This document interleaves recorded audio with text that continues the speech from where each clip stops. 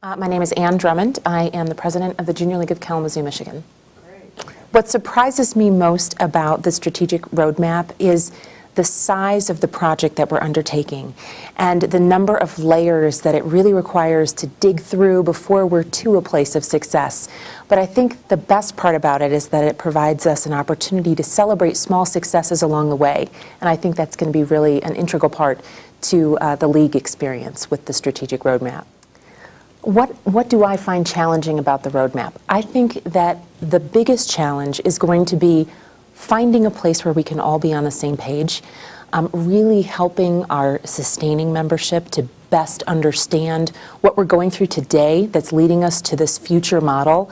But it's exciting at the same time. It is a big challenge to undertake, but it's an exciting process, and I think it'll help us to get where we really need to go. An aha moment about the strategic roadmap. I think that for me, it was about how relevant what we're facing is. The existing model may not work for every league anymore. And what we're really discovering is that there are so many kinds of new members that really need us to reach them on their level. And I hope that this process really helps us to address that. I'm Stacey McWilliams from the Junior League of San Angelo, Texas. I think it's going to give us exactly what it says. It's a roadmap. It's going to help us tackle the challenges. I believe it's even going to help us point out what those challenges are at this point. We don't know exactly what we'll be facing tomorrow, in the next 6 months, or the next year. I believe we need to just be prepared for what is going to lie ahead, and that's where I'm prepared to embrace the roadmap. Angela Robinson, the Junior League of Richmond. There's really a couple of things that come to mind for me about the strategic roadmap. First and foremost, I'm excited about it. The questions that have been posed, the way they've been posed, really helps us discover new ways of thinking that is exciting.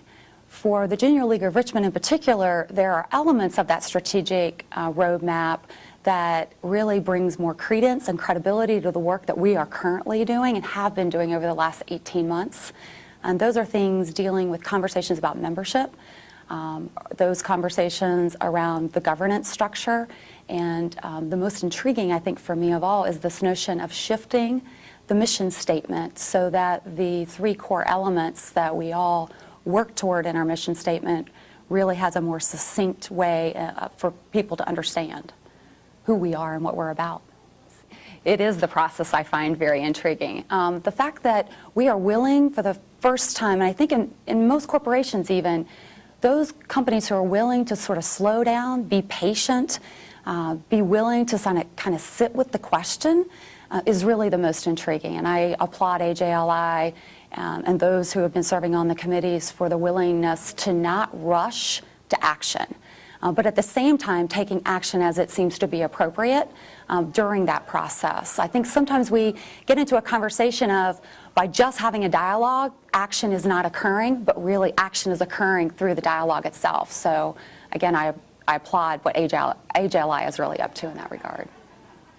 My name is Cecilia Pinson, and I come from Guadalajara, Mexico. I am very excited from the international point of view about the new vision of women around the world.